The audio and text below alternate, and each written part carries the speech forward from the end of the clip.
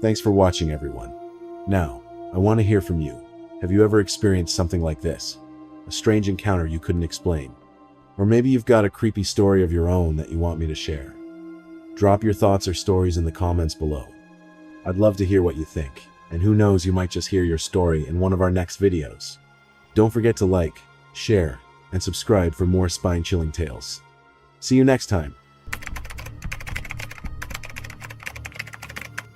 It was my second year at the University of Chicago, and I had finally settled into the rhythm of campus life.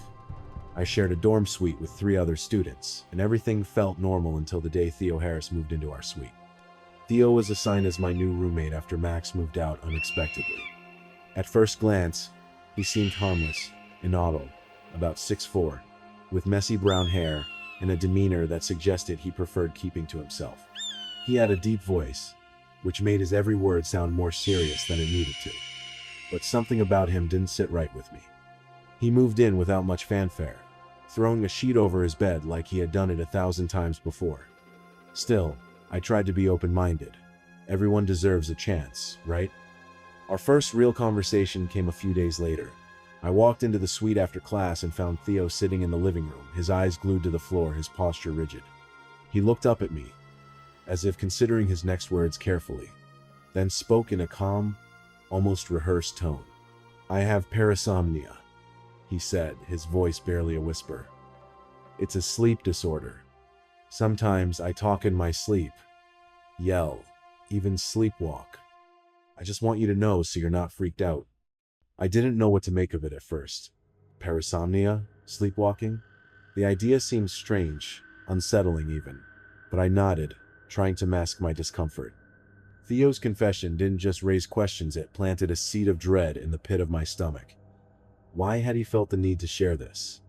And why with me, of all people? The thought of a stranger wandering the suite at night, sleepwalking in the dark, it didn't sit well with me.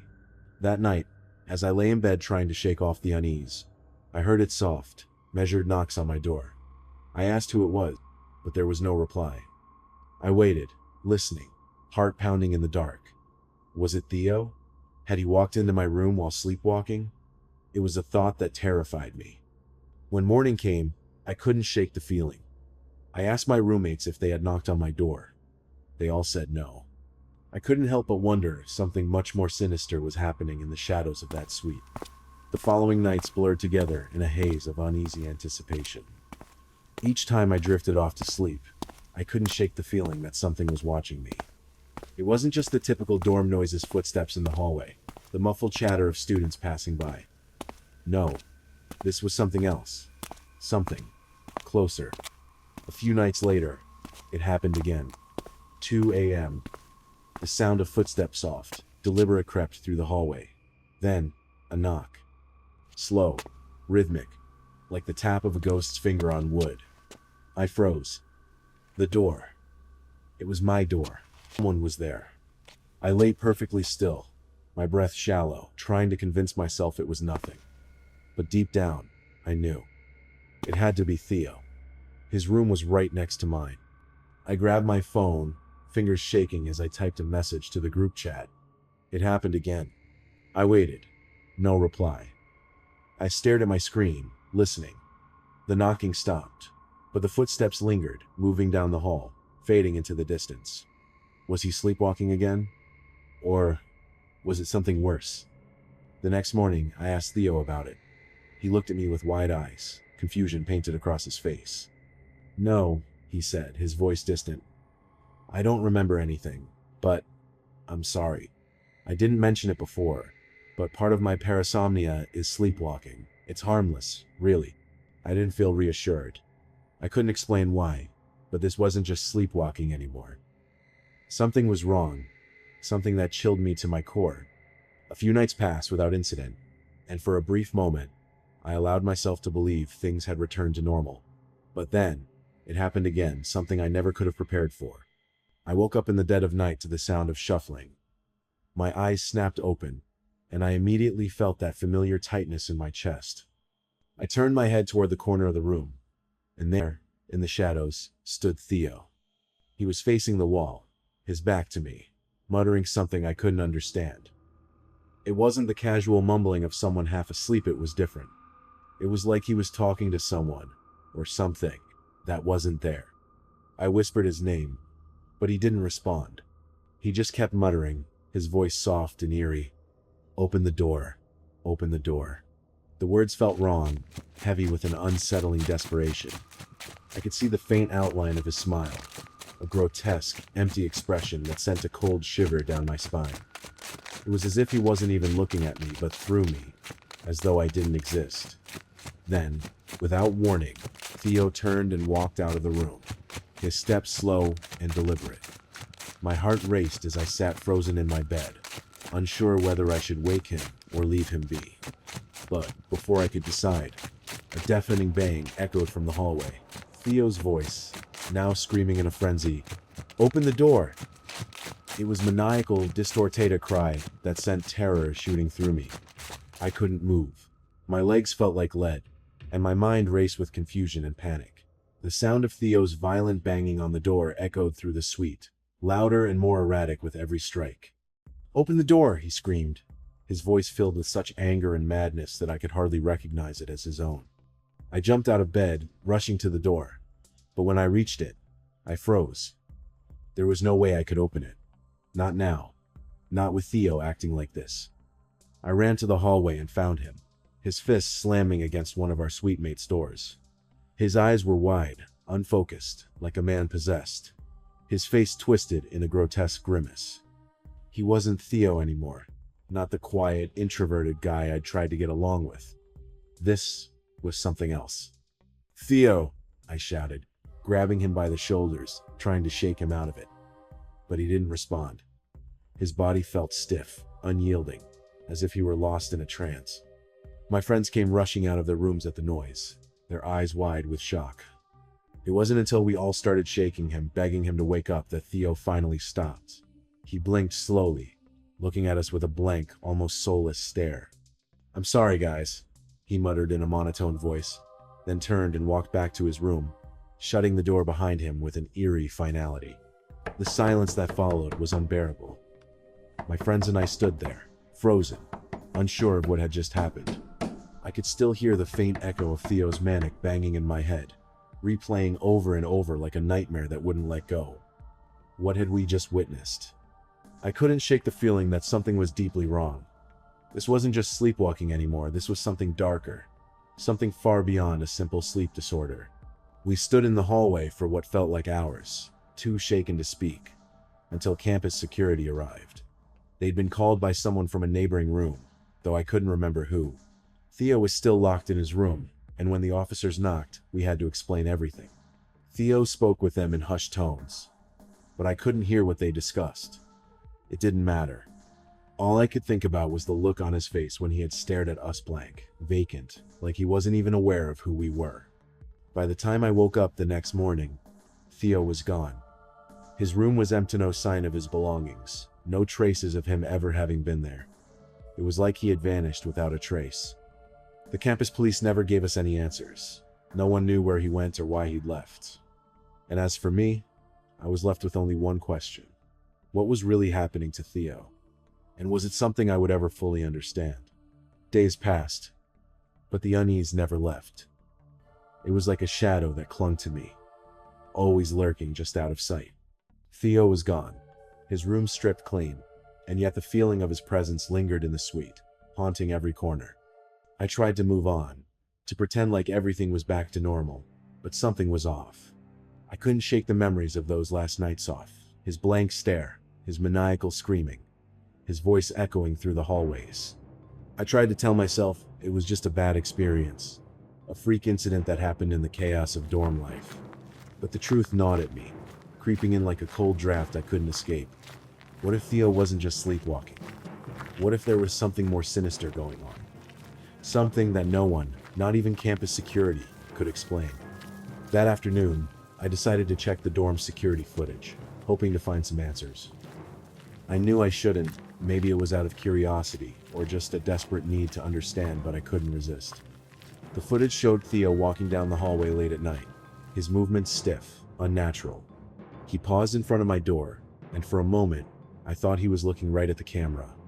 Then, without warning, he turned and disappeared into the darkness, his steps fading into the quiet night. It was then that I realized something about Theo's disappearance didn't make sense, and whatever was happening, it wasn't over yet.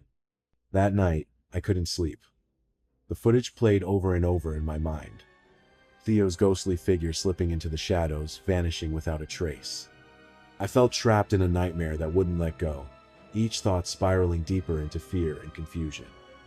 Something was terribly wrong, and it was like Theo had never truly left. I couldn't shake the feeling that I was being watched. It was subtle at first glances from across the room, flickering shadows out of the corner of my eye, but it escalated. I started hearing whispers late at night, soft and indistinct, just loud enough to make my skin crawl.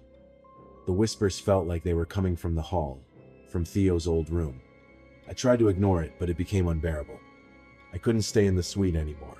I packed a bag, intending to stay with a friend for the night, but before I could leave, I noticed something strange, a small, folded piece of paper wedged under my door.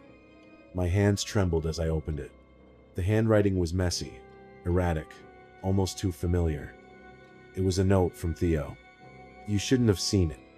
I'm sorry, it's too late now. They won't let me leave." My blood ran cold. Who was they? And what had Theo gotten himself involved in? The questions flooded my mind, but as I turned to leave, the whispers grew louder, closer, and I realized with a jolt, Theo wasn't the only one still here. It was one of those nights when the weight of the world seemed to press down on you, making the silence feel even heavier. Emily Turner sat at her desk, the glow of her desk lamp the only light in the small room, as she painstakingly reviewed her notes for an upcoming exam. The rhythmic sound of her pencil scratching against paper was interrupted only by the soft snoring of her roommate, Claire, curled up in the bunk below. The air was thick, the kind of quiet that only late-night studying can create peaceful yet unsettling, as if the world outside had paused just for her. Emily glanced at the clock. 2:15 a.m. She yawned and rubbed her tired eyes. Her mind felt foggy, but she pushed forward, determined to finish her work. Then, the footsteps came. At first, they were faint, just a soft shuffle in the hallway. Emily paused, lifting her gaze from her notebook. The steps were slow, deliberate, growing louder with each passing second. Her heart began to race. She wasn't sure why, but something felt off. The sound of footsteps in the hallway wasn't uncommon at this hour. Late-night wanderers or students rushing to finish assignments often passed by. But these steps were different. They were heavy, uneven, like someone dragging their feet, moving with an unnatural pace toward her door. Emily froze, her breath caught in her throat. Claire must be getting up, she thought. It had to be her, right? She leaned over the edge of her bunk, calling softly, "Claire?" No response. The footsteps grew louder, closer. Emily's pulse quickened. She peered over the edge of the bed again, expecting to see Claire shuffling across the room. But no. Instead, standing in the center of the room was a figure tall, shadowed, and completely still. Who was that? Her stomach twisted with a rising dread. The figure didn't move, didn't speak. It was as if it didn't even acknowledge her. It just stood there, looming in the dim light. "Claire?" Emily whispered again, her voice trembling. But the figure didn't answer. It didn't even flinch. Then, it began to walk slowly, deliberately toward the closet. Emily's heart slammed in her chest. This isn't right. This isn't real. She wanted to scream, to move, but her body was paralyzed by fear. Every part of her screamed to get up, to run, but she couldn't. The door creaked, and the figure disappeared into the dark. Emily sat there in silence, breath shallow, heart pounding. Was it a dream? Had she imagined it? The room felt impossibly cold. Claire was still asleep, snoring lightly beneath her, completely unaware. Then, Emily heard the door close behind the figure, as if it had never been there at all. Emily sat motionless, her eyes wide as she stared at the closet door. Her mind raced, trying to make sense of what had just happened. The footsteps, the figure, had it all been some twisted figment of her imagination? But she knew, deep down, it wasn't. The cold chill in the room was enough to confirm that. With shaky hands, Emily pushed herself up from her bed, heart still pounding in her chest. She stepped carefully to the edge of the bunk, her eyes darting between the dark corners of the room. The silence felt suffocating, as if the air itself was holding its breath, waiting for something to happen. She whispered Claire's name again, but there was no answer. Claire was still sound asleep, curled up in her blanket, oblivious to the terror that had just unfolded. Emily swallowed hard, her mind clouded with uncertainty. Could it have been a dream? She'd been studying for hours, exhausted. Maybe the lack of sleep was starting to play tricks on her. But as she looked back toward the closet, a deep, unsettling feeling gnawed at her gut. She had seen the figure. It had been real, standing there, tall and unmoving. It wasn't Claire. It wasn't a figment of her imagination. Emily quickly grabbed her phone from the desk, her fingers trembling as she unlocked it. The screen flickered, and she typed a message to Claire. "Did you get up?" She could hit send. She froze. A soft, muffled sound came from the hallway, a door creaking open, footsteps returning. Someone was outside. Emily's heart skipped a beat as she heard the unmistakable sound of footsteps, heavy, dragging, slow, coming from the hallway again. The hairs on the back of her neck stood up, and she instinctively pulled the blanket up to her chin, hoping it would shield her from whatever was out there. The footsteps stopped. The silence that followed was suffocating, thick with anticipation. Then, there was a soft knock at the door, deliberate, slow, almost mechanical. Emily's breath hitched. No, this can't be happening again. The figure from earlier had returned. The air felt colder, almost unnaturally so. She could feel the weight of it pressing down on her, and her mind screamed at her to do something, but her body wouldn't obey. She glanced at Claire, still asleep on the bottom bunk, completely unaware. Emily wanted to shake her, to scream, but she was frozen in place. The knocking continued, louder now, each strike resonating like a drumbeat in her skull. "Claire," Emily whispered, barely audible, but the sound of her voice felt wrong in the stillness. She couldn't explain why, but something told her Claire wouldn't hear her, even if she shouted. Then, without warning, the doorknob turned. Slowly, the door creaked open just a crack. Emily's pulse shot through the roof. She held her breath, too terrified to move, her eyes glued to the small gap where the door met the frame. And then nothing. The footsteps stopped. The door clicked shut. Emily's heart was pounding in her chest, and the only thing she could think was, who was out there, and why couldn't they just leave me alone? Emily sat in the dark, her body frozen, heart racing. The silence in the room was unbearable now, as if the world outside had stopped moving altogether. She slowly exhaled, unsure if she had even been breathing. The soft click of the door shutting still echoed in her mind. Was someone really outside her room? Her heart thudded painfully in her chest as she fought the urge to check again. She wanted to believe it was just her imagination, just another trick her tired mind had played on her. But deep down, she knew it wasn't. She cautiously climbed out of her bunk, her feet barely making a sound as they touched the cold floor. She glanced at Claire once more, still asleep, utterly unaware of the fear that had gripped Emily. Every step she took seemed to echo in the silence, amplifying her growing sense of dread. Emily moved to the door, her hand shaking as she reached for the doorknob. With a deep breath, she slowly turned it, her ears straining for any sound in the hallway. Nothing. She cracked the door open a fraction, peering into the dimly lit corridor. The hallway stretched out in both directions, empty. There was no sign of Anyon Yeno footsteps, no movement, nothing. The eerie quiet was almost suffocating, but then her gaze froze. In the distance, down at the far end of the hallway, a shadow moved too fast, too fluid, as if it was gliding. The figure was gone in an instant, slipping into the darkness. Emily's breath caught in her throat. What the hell is going on? Emily's heart pounded in her chest as she stared at the empty hallway, her hand still gripping the doorknob. The figure she'd seen was no longer there, just a lingering trace in her mind, like a dark stain that wouldn't fade. She felt her stomach churn, the air in the hallway growing thick and suffocating.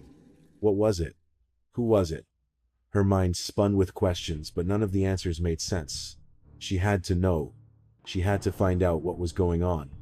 Steeling herself, Emily stepped into the hallway, her bare feet silent on the cool floor. She moved slowly, glancing in both directions, her senses heightened. The building was quiet, too quiet.